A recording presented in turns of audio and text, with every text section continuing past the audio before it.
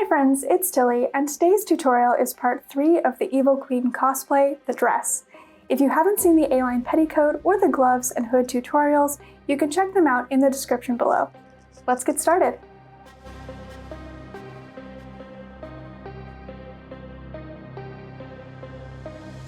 We'll start by going over the design. Her main dress from the Tokyo DisneySea show Villain's World is similar to the movies with a tight-fitting bodice, large sleeves, and A-line skirt. I decided to piece together 3 different patterns to get the look I wanted. First, the bodice is from McCall's pattern number 4948. I've used it before in my Alice in Wonderland dress and I like how it fits. The skirt pattern I drafted myself over top the petticoat. It's designed in multiple panels to match the seams and darts of the bodice. Last, the sleeve pattern is Simplicity 1045. I altered that pattern by shortening the sleeves about 7 inches total for the sequin fabric and added a 3-inch wide trim. I wanted it to hit at my wrist when finished in order to still see her gloves.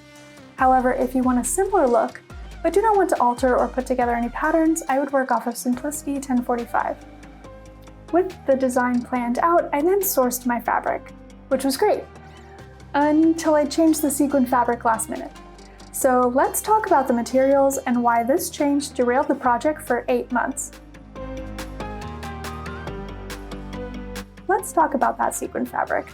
I originally purchased this sequin fabric because at the time I was sourcing my materials, it was the best color match in a sequin I could find. I thought it would look good with a purple lining underneath it. But then I was walking around Joann's and I found this. It was stunning, a heavy-duty sequin similar in shape, color, and iridescence to my source material, and I thought long and hard in the store about pivoting. I ultimately purchased all the new sequin fabric in stock and then had to go to another Joann's location and buy all of their stock too. So any ideas of what to do with this extra purple fabric, or if I just sell it, let me know in the comments. While these are both sequin fabrics, there are significant differences between these two, but it comes down to a few points. The one I used has a nap or a direction to the fabric, so I had to cut all the pieces out in the same direction, which can lead to more waste and material cost. For a large sequin like this, it's typically not recommended that you have any darts or gathers, and ideally a smaller number of seams. And as we just discussed in my designs, I have a lot of darts and seams. For a tight fit, such as at the bodice or the armscye, it's recommended to remove the sequins from the seam allowance prior to sewing. First hand stitching, then by machine.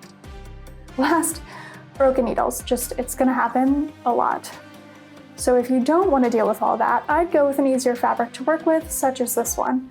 For everyone else, buckle up. I will put a list of materials below, none of which are sponsored.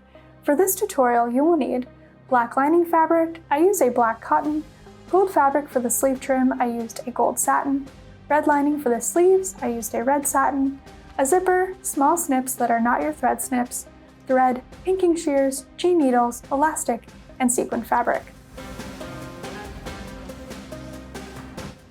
I pre-washed all the fabric to prep and ironed everything except for the sequin fabric. The lining of the dress is cut out in the black cotton and the sleeves in the red satin.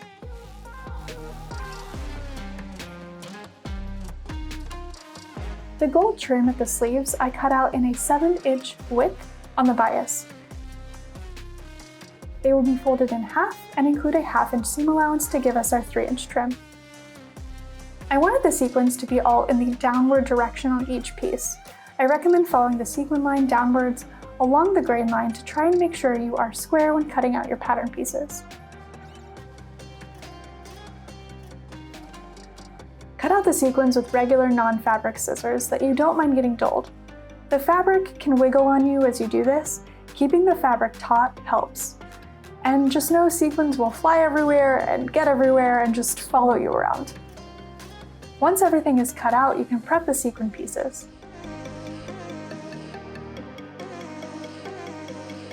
To help with the fit, I removed the sequins from all of the bodice seams and darts at the armscye and top of sleeve, and at the waist. I did this to help with the close fit, but other seams that were a bit more flowy, I found it was okay not removing the sequins. However, they can get stuck in the seams that way. They can also be sharp and damage other fabrics, which is why a lining is important.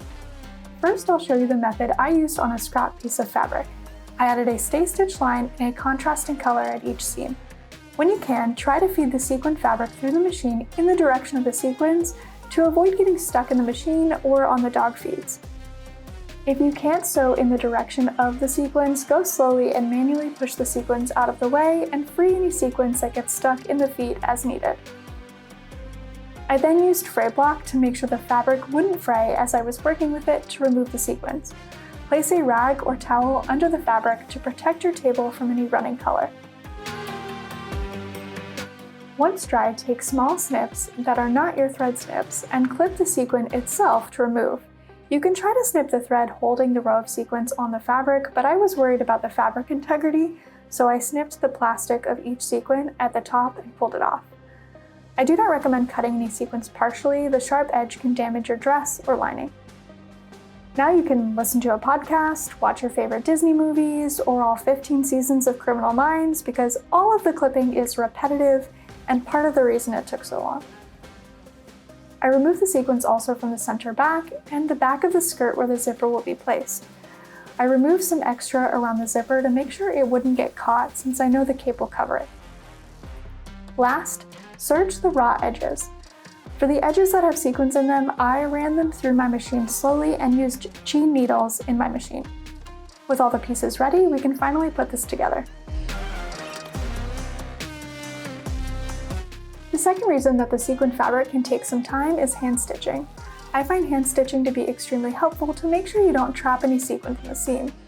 It also helps to make sure they don't push the fabric around while you're trying to sew. As a note, all steps outlined here will be done for the lining, but you do not need to hand stitch the lining in each step. For the lining steps only, you'll need to iron the seams. Starting with the bodice, I hand stitched the darts on both the front and back before machine stitching.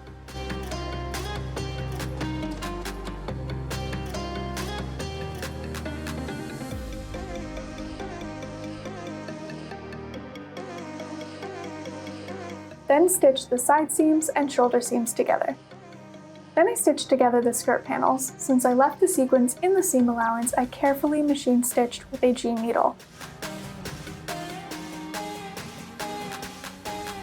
Going slowly will help reduce the risk of a needle breaking. Attach the bodice at the waist by hand and then machine stitch.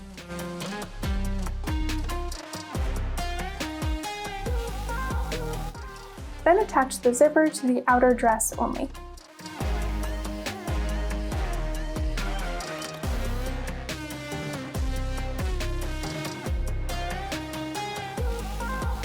In some cases, it can be hard to hand stitch or machine stitch with the sequins. I found flipping the sequins and taping them down with Scotch tape kept them out of the way without damaging them. Next, I stitched together the sleeves of the side seams. Measure the length of the sleeve and make the gold trim that length. I found it easier to iron in half. Stitch the two sides together in the seam allowance before stitching to the sleeve. In this step, I used the tape to help move the sequins out of the way and did not need to hand stitch this step.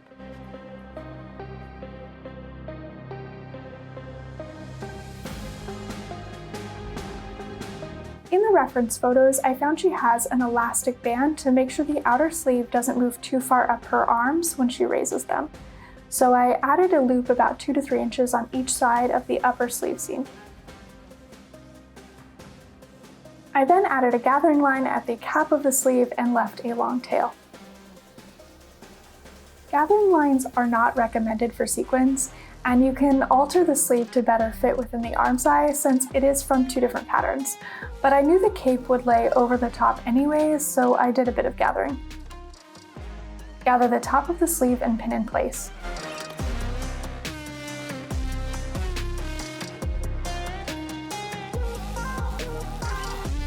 Hand stitch the sleeve into the bodice first before machine stitching.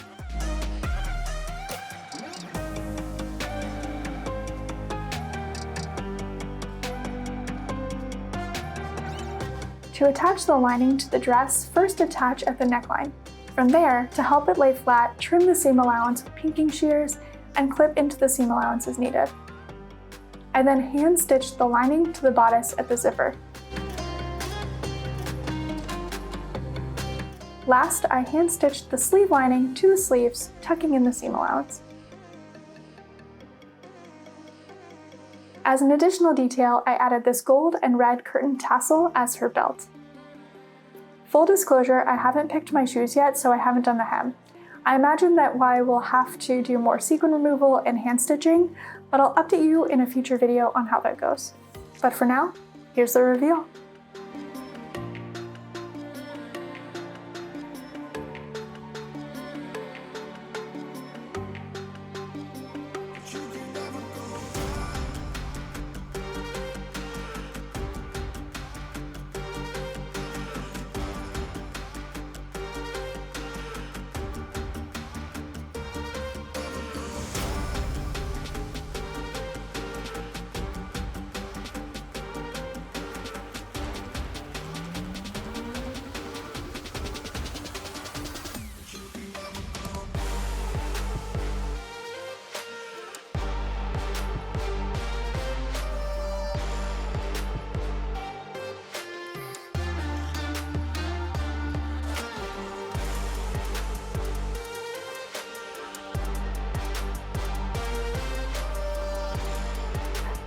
This was a doozy. Thanks for sticking with me until the end. Hopefully you found this helpful, and let me know if you have any questions in the comments below. Also, check out part 1 and 2 if you haven't seen them. In the meantime, thank you so much for watching. If you like this video, don't forget to subscribe, and here are my socials if you want to follow or show me your amazing work. See you next time.